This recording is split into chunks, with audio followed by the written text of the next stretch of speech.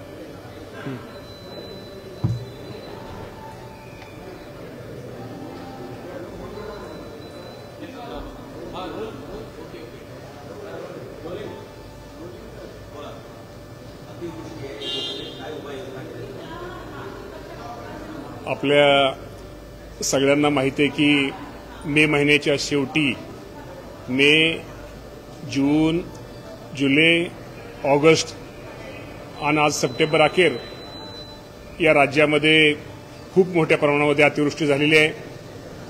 पहिली अतिवृष्टी ही विदर्भामध्ये त्याचा फटका जास्त बसला, त्यानंतर विदर्भ आणि मराठवाडा आणि आज संपूर्ण राज्यामध्ये त्या अतिवृष्टीचा फटका हा माझ्या शेतकऱ्यांना बसलेला आहे. त्यांच्या पिकांना खूप मोठं नुकसान हे राज्यामध्ये झालेलं आहे. जर राज्याचा संपूर्ण जर विचार केला तर साधारणतः जवळजवळ 70 लाख एकर पिकाचं नुकसान हे राज्यामध्ये झालेलं आहे. खूप मोठ्या प्रमाणामध्ये त्यांची नदीकाठची, ओढ्याकाठची जी जमीन आहे ती जमिनीची मातीसकट सगळी जमीन माती वाहून गेलेली आहे. अनेक पशुधन हे त्यामध्ये त्यांचं नुकसान झालेलं आहे. अनेक घरामध्ये पाणी गेलेलं आहे. घराची खूप मोठ्या प्रमाणामध्ये पडझड झालेली आहे. शाळा असतील किंवा इतर गोष्टी असतील, खूप मोठं नुकसान आहे आणि या नुकसानीचे पंचनामे करण्याचा आदेश या राज्याचे मुख्यमंत्री देवेंद्र फडणवीस साहेब असतील, एकनाथजी शिंदे साहेब असतील, अजितदादा पवार साहेब असतील, हे तिन्ही नेते या संपूर्ण राज्याच्या परिस्थितीवरती लक्ष ठेवून आहेत. सगळीकडे पंचनाम्याचं काम हे युद्ध पातळीवरती सुरू आहे. माझ्या शेतकरी बांधवांना या निमित्तानं मी एवढं सांगू इच्छितो की शेवटी हे निसर्गाचं संकट आहे. शेवटी आपल्या सगळ्यांना याला सामोरं जावंच लागेल, शेवटी धीर धरावंच लागेल.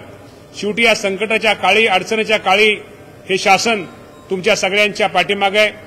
ज्यांचे नुकसान भरपाई झालेली, पंचनामे पूर्ण झालेत त्यांना नुकसान भरपाई दिलेली आहे. अजूनही ज्यांची नुकसान भरपाई देण्याचं राहिलेलं आहे ते सर्व नुकसान भरपाई ज्या अतिवृष्टीमुळे ज्या शेतकऱ्यांचं नुकसान होणार आहे ती संपूर्ण नुकसान भरपाई दिवाळीच्या अगोदर माझ्या सगळ्या शेतकरी बांधवांना दिली जाईल. परंतु शेवटी हे संकट खूप मोठं आहे, त्यामुळे या संकटाला आपल्या सगळ्यांना सामोरं घेऊन मुकाबला करणं गरजेचं आहे.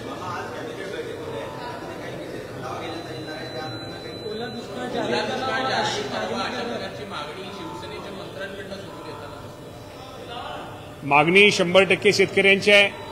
कुठलाही निर्णय घेताना किंवा कुठलाही निर्णय करताना शेवटी केंद्र सरकारचे निकष काय आहेत, राज्य सरकारचे निकष काय आहेत, शेवटी हे निकष बघून. पण हे निकष बघण्यापेक्षा जो अडचणी झालेल्या शेतकऱ्याला मदत मिळाली पाहिजे, त्याला मदत झाली पाहिजे, ही शेवटी शासनाची भूमिका आहे.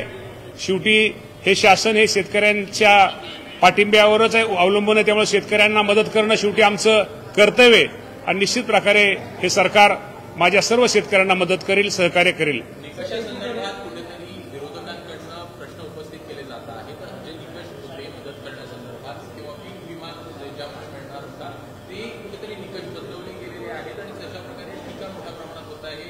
हेक्टरी 13,500ची मदत ही 8,500 करताना दिसते. त्यामुळे जी मदत शेतकऱ्यांना होणार होती ती तुटपुंजी होणार आहे अशा प्रकारचं विरोधक हे प्रमुख सवाल होते. शेवटी आपल्याला माहिती आहे की एनडीआरएफ याचा शेवटी जे आपल्याला माहिती आहे की एनडीआरएफच्या बरोबर असू द्या, ह्याच्या माध्यमातून असू द्या, राज्य सरकारच्या माध्यमातून असू द्या, ही जी मदत होती याचे शेवटी रक्कम ठरलेली आहे. आपण म्हणता ते बरोबर आहे, काही काळ पाठीमागं ही रक्कम ही वाढवण्यात आली होती. या बाबतीमध्ये निश्चित प्रकारे मुख्यमंत्री, दोन्ही उपमुख्यमंत्री, आज मंत्रिमंडळामध्ये संपूर्ण अहवाल आम्ही त्यामध्ये त्यांच्यासमोर ठेवू आणि ते ठेवल्यानंतर निश्चित प्रकारे या बाबतीमध्ये माझ्या शेतकरी बांधवांसाठी योग्य तो चांगला निर्णय घेण्याचा प्रयत्न राज्य सरकार करेल.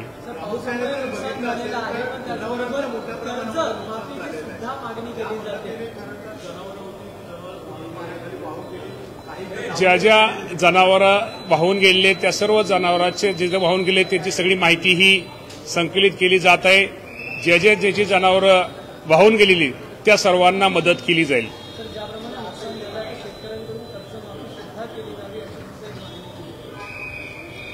मागणी बरोबर आहे तुमची. आता या बाबतीमध्ये राज्याचे मुख्यमंत्री आणि दोन्ही मुख्यमंत्री योग्य वेळी योग्य निर्णय घेतील.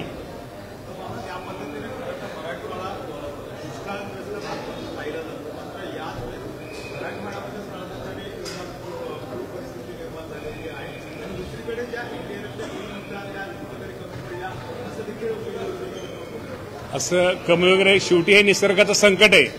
या संकटाला शेवटी हे संकट काही सांगून येत नाही. हे आलेले संकट, या संकटाला आपण सामना करणं आपलं गरजेचं आहे.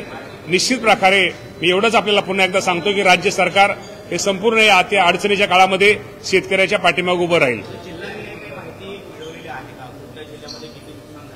जिल्ह्याने जर माहिती आपण जर केली तर संपूर्ण राज्यामध्ये 70,000 एकर पिकाचं नुकसान झालेलं आहे. आणि त्याचा जर विचार केला तर संपूर्ण सगळ्यात जास्त नांदेड जिल्हा, 2 नंबर सोलापूर, यवतमाळ, धाराशिव, बीड, अहिल्यानगर, वाशिम, बुलढाणा, जालना, हिंगोली, अकोला, साधारण एकूण 30 जिल्ह्यामध्ये याचं खूप मोठ्या प्रमाणात नुकसान झालेलं आहे.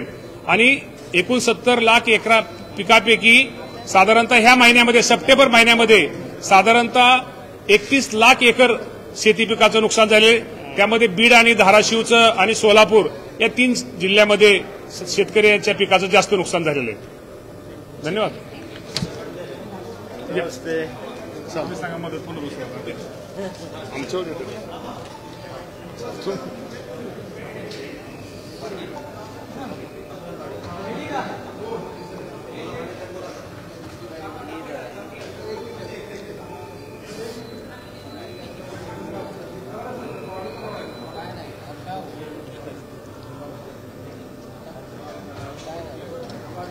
करायचं का नाही. कालपासून महाराष्ट्रामध्ये पुन्हा एकदा अतिवृष्टीला सुरुवात झालेली आहे.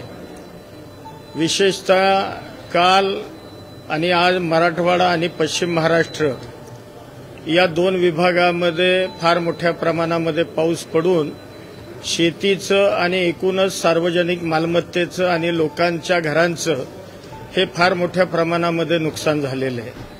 आणि निश्चितपणानं शासन या सगळ्या एकूण परिस्थितीवर नजर ठेवणे आणि त्या संदर्भातल्या योग्य त्या सूचना संबंधित जिल्हा प्रशासन असेल, विभागीय आयुक्त असतील, यांना या संदर्भामध्ये त्या ठिकाणी सूचना देण्यात आलेल्या आहेत. खरं तर मे महिन्यापासून राज्यामध्ये आपण सर्वदूर हा त्या ठिकाणी झालेला पाऊस बघतोय. आणि मे महिन्यापासूनच राज्यामध्ये शेतीचं आणि शेतकऱ्यांचं फार मोठ्या प्रमाणामध्ये नुकसान झालेलं सुद्धा आपण सगळेजण बघतोय. आणि सरकार या संदर्भामध्ये अतिशय संवेदनशील आहे. या संदर्भामध्ये साधारण खरीप 25 मध्ये शेती पिकाच्या नुकसानीसाठी मदत म्हणून 31.64 लाख शेतकऱ्यांना आजपर्यंत 2215 कोटी रुपये मदत ही मंजूर सरकारनं केलेली आहे. आजच आम्ही त्या ठिकाणी अमरावती विभागाकरता 565 कोटीचा, नागपूर विभागाकरता 23.85 कोटी, पुणे विभागाकरता 14.28 कोटी आणि छत्रपती संभाजीनगर विभागाकरता 721.57 कोटी आणि नाशिक विभागाकरता 13.77 कोटी रुपयाचा जार आजच आम्ही वितरित करतोय. या संदर्भामध्ये शासन निश्चितपणानं आणि सगळे मंत्रीगण आणि राज्याचे सन्माननीय मुख्यमंत्री असतील, दोन्ही उपमुख्यमंत्री असतील, आणि राज्य सरकारमधले सगळे मंत्री या संदर्भामध्ये लक्ष ठेवून आहेत. प्रत्येक जिल्ह्यातले संबंधित पालकमंत्री हे त्या ठिकाणी जाऊन संबंधित विभागाचा संबंधित जिल्ह्याचा आढावा घेऊन योग्य त्या प्रकारचे निर्देश सुद्धा त्या ठिकाणी निश्चितपणाने देतील.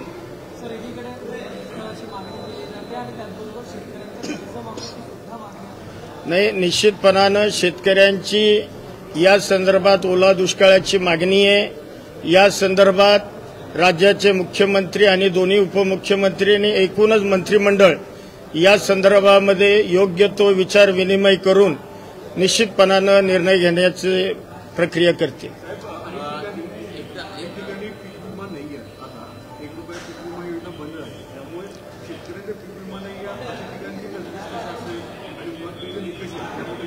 नाही, आता त्या संदर्भामध्ये कृषी मंत्री योग्य ते सांगू शकतील. मी मदत आणि पुनर्वसन विभागाचा विषय एकदा पुन्हा आकडे रिपीट करू शकाल? जी मदत तुम्ही केलेली आहे त्या आकडे